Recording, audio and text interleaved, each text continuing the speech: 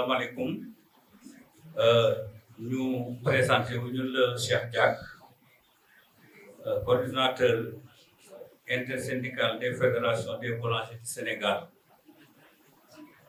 ñu woowoon leen fii nag tey pour bëgg a waxtaan ak yéen ci li nga xam ni mooy li ñu fi indi wax leen également aussi li waral intersyndical bi tey mu juddu depuis le 3 juillet 2025 comme ni ngeen ko xamee rek le secteur fa am ay jafe-jafe ñu doon ko jéem a régler kenn ko ne jaar fenn waaye tey ñu ni nag nous sommes dos au mur sës nañ ci mur bi ñu ne nañ tasaloo ñun ñëpp doon benn di xàccandoo di dóorandoo kon donc loolu moo waral intersyndical bi juddu li ko composé nag mooy fédération nationale des boulangers du Sénégal RBS Atlantique regroupement des boulangers du Sénégal RBS beneen regroupement des boulangers du Sénégal CNBS confédération collectif national des boulangers du Sénégal ñi ko jiite benn bi mooy sëñ Fallou Sarr beneen bi Bada Gassama président Khadim Sylla ak président Amadou Gueye dafa am empêchement dernière minute mais presque li ñuy def lépp ñoo ko àndoon di ko def bind déclaration yi et tout mu am dernière minute bon loolu nag day am moo tax ñu ñëwul à la place Joseph Diack bon ñu ngi nuyu ñëpp di siyaar ñëpp di nuyu journalistes yi di leen gërëm di leen sant ci seen teewaay di nuyu également suñu mbokk boulanger yi nga xam ne ñoo ñëw fii tey ñoo waral bis bi di leen gërëm di leen sant ci seen teewaay di wax ni àndandoo bi nii la mën a demee ñu àndandoo doon benn lépp lu ñuy def ñu defandoo ko mais on a écrit aussi une lettre le premier ministre pour mu recevoir ñu moom it ñu waxtaan ci lii mais nag yooyu yëpp buñ ko defee aussi te amuñu benn gain de cause aussi comme niñ koy waxee rek nit moom buñ la dee dàq ba nga sës ci mur bi en tout cas vous êtes si toutefois que vous êtes dos au mur quel que soit li lay mën a dàq moom da ngay taxaw xeex ak moom kon donc en tout cas ñi continuer di tàllal loxo di ñaan mais bu ñu demee ba sës moom comme niñ ko waxee rek grève bi non seulement il parle de arrêt de production bi on parle de 72 heures mais maintenant ça peut être même illimité parce que aussi on peut pas continuer di liggéey di perte rek te loolu en tout cas mën nañ ni boulanger yi yëpp loolu ci loolu la ñu nekk beneen bi aussi mooy intersyndical bi aussi bu paree fii non seulement day continuer loolu mais day continuer ay activités di réunion parce que on a deux priorités yoo xam ni il faut ñu taxaw ci mooy ñu xool njëgu mburu mi mais ñu assainir secteur bi ce sont les deux priorités yoo xam ni urgence la moo tax intersyndical bi day continuer di liggéey ci loolu di réunir di wut ay solutions yoo xam ni en tout cas yu gaaw lay doon. Une situation très critique. Il faut le dire ici et c'est la vérité. Depuis 2019, le pain devait coûter 225 francs. C'est ce qui a été trouvé avec le ministère du Commerce, les consommateurs et les boulangers. En 2019, le pain devait coûter 225 francs. Ça fait 5 ans de cela. Le pouvoir sortant ne voulait pas qu'on touche le pain ou le prix du pain. C'est pourquoi il nous a imposé le décret 2277 réorganisant le secteur, c'est-à-dire l'assainissement du secteur de la boulangerie, pour que les boulangers puissent rattraper les 100 milliards qu'ils sont en train de perdre dans la mauvaise distribution. Parce que chaque matin, vous voyez des Jakarta, des pousse-pousse sont en train de distribuer du pain.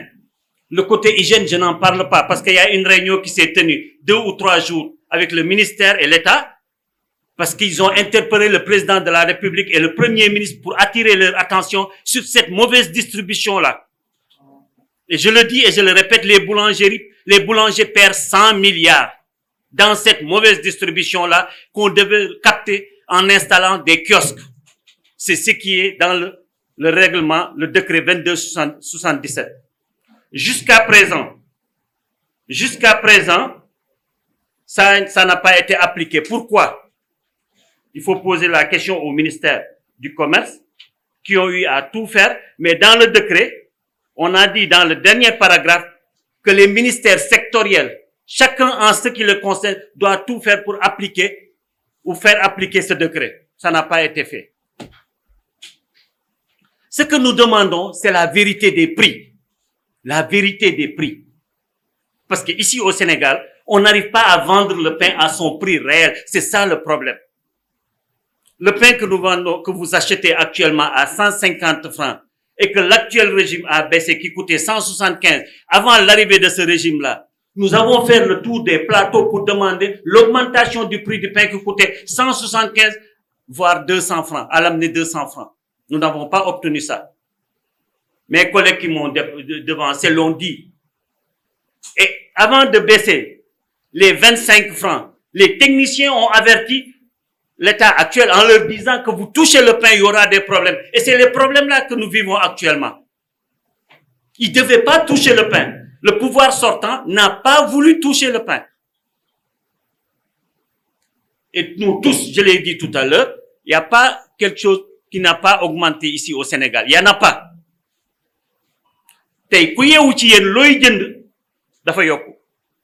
Encore, chaque Sénégalais, ou partout où vous vous trouvez dans le monde, si vous vous réveillez le matin, première chose à penser, c'est le pain. Je pense que nous devons respecter le secteur de la boulangerie.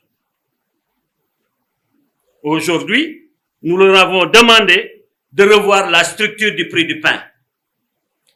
Que nous tous, en tant que techniciens, nous nous sommes réunis une fois, nous savons que le pain que nous achetons ou que nous vendons à 150 francs devait coûter environ 200 francs. C'est ça la vérité.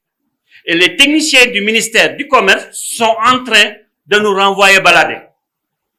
Parce qu'ils ont fait une structure en interne pour nous proposer que le pain qui coûte 150 francs soit vendu à 140 francs. Ce qui est inadmissible et incompréhensible.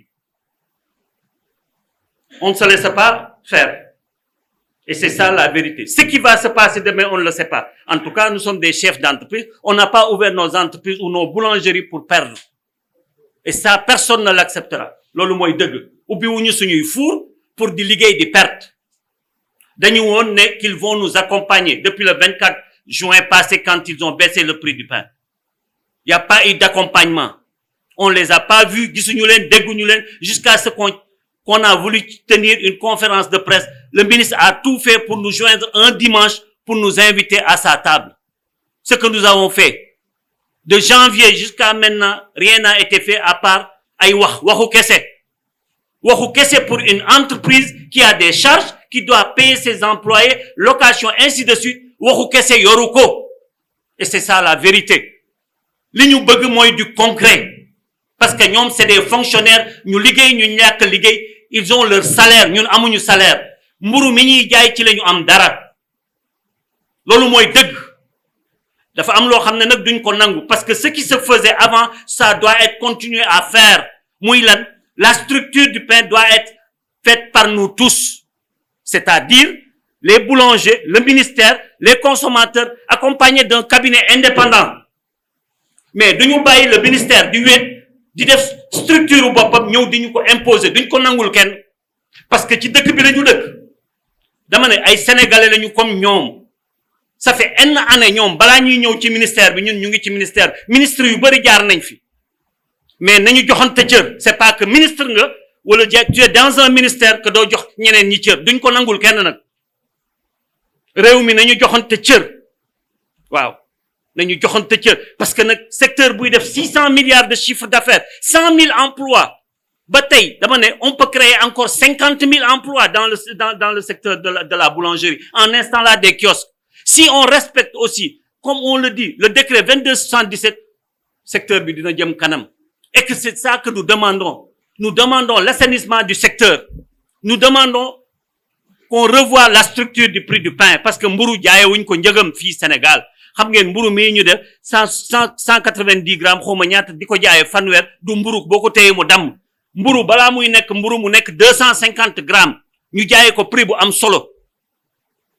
mënuñu nangu nag ñuy téye boulanger yi di leen ping pong guddeeg bëccëg dootuñu ko nangu tey dootuñu ko nangu ëllëg parce que ay sénégalais lañu ni ma ko waxee sànq am ay jabar am i doom dëkk ci dëkk bi di def comme ñoom li ñuy def di def sax lu rawul ñoom li ñuy def parce que dañoo créé jël ay nit di leen fay weer ay chef de famille ñoo xam ne boo xoolee tey li tourné ci boulangerie bi kenn mënu la wax ñaata nit la parce que ko fa nekk mu ngi dundal ay nit yow quartier ba nga nekk yaa ngi jaay mburu ña fa nekk di leen dundal kon nañu respecter secteur bi nañu respecter toog nañu ñun ñëpp ñu daje ñu génne tëgg décret bi ñu tëgg nous ne demandons que ñu respecter ko nous ne demandons que ñu assainir secteur bi nous ne demandons que mburu ñu jaayee ko njëgam depuis combien d'années ñu ngi tase di wax ci waxu mburu mi le ministère du commerce xam na bu baax li nekk ci secteur bi ñun nag jàpp nañ ne dootuñu toog ak ñoom parce que am na loo xam ne kenn du ko def sa nawle mburu mii ñu jël di ko jaayee fanweer ñu ne dañ koy wàññiwaat def structure boo xam ne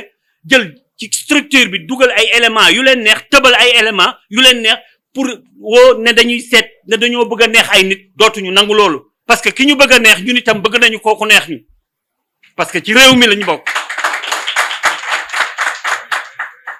ci réew mi lañu bokk dama ne ku yeewu yaa ngi xalaat mburu yéen ñii ñëpp tey ku balaa ngeen a ñëw fii ku ne nee nga sa papa mburu wala sa yaay mburu wala sa jabar mburu wala say doom mburu tey amul kenn ku yeewu te doo xalaat mburu kon mburu nañ ko jox cër mburu mooy lan jox ñi cër ñi koy liggéey ñi ko moom tey ma ne usine farine yi nekk Sénégal yépp tey xam ngeen ñaata mburu tonu farine la ñuy liggéey te ñun ñoo koy jënd par jour toll na ci 12000 tonnes farine ñaata milliards la loolu damay laaj ñaata milliards la kon dama ne ñoom li ñu def xam nañ ko nguur gi nangul nañ leen erreur la ñu def nañu nangu ne laal mburu mi erreur la dama koy wax erreur la waruñu woon a wàññi mburu mi parce que 1 mois balaa ñuy ñëw dama ne ñu ngi doon wut pour ñu yokk mburu mi jële ko ci fanweer yóbbu ko ci 40 ñu wàññi ko ñi ma jiitu wax nañ ko biñ ñu proposé wàññi man maa ngi woon ci yoonu aéroport di tukki dama leen ne bu ngeen buggee wàññi saaku farine bi 7000 francs ngeen ciy génne ñu ne non amuñu 7000 waxtaan nañoo meññee yi 4000 la ñu mën mais 4000 boo ko xoolee ñaata lay nekk donc manqué na 3000 ci saaku farine bi ñi ma jiitu li ñu wax mooy ñu ngi continuer di supporter 3000 francs ci saaku farine bi levure bi yokku na levure bi doon jar 21000 mu ngi ci 30 nangami mille levure bi yokku na améliorant bi yokku na kayit bi ñuy laxase mburu bi yokku na xorom si yokku na ndox bi yokku na courant bi yokku na kon fan la ñu jëm boo waxee ñu ne non bind nañ ministère de l'économie ay wax entreprise bu dul xaar ci ay wax nous voulons du concret du sérieux loolu la ñu soxla mais ay wax soxlaatuñu ko parce que ñun duñu fin du mois boo waree fay courant da ngay du ay wax moo tax doo fay courant boo waree fay say employé du da ngay ñëw di leen wax da ngay génne jox leen li ñu wax mooy dëgg boulanger yi dañu leba ba amatuñu crédibilité ku leen ko teg manque de sérieux bi nekk ci ñi ñi jàkkaar lool parce que nag boo njabootee ay nit da ngay waxtaan ak ñoom loolu la ñuy xaar ci état bi ñu woo ñu waxtaan ak ñun li ñu bind fii bu ñu waxtaanee dinañ trouver solution ni ñu wàññee woon ci farine bi waroon nañu mën a wàññi ci levure bi wàññi ci produit bi wàññi ci papier bi wàññi ci courant bi pour boulanger yi mën a souffler mais chaque fois ñu dig ñu te dig boobu doo ci gis dara mënul continuer mënul continuer en tout cas ñu ngi leen di gërëm di leen sant di wax ne Sénégal ñun ñoo ko bokk amul Sénégalu ma Samba wala Sénégalu ma Demba newuñu fi pour ma Samba newuñu fi pour ma Demba Sénégal yépp lañ fi nekkal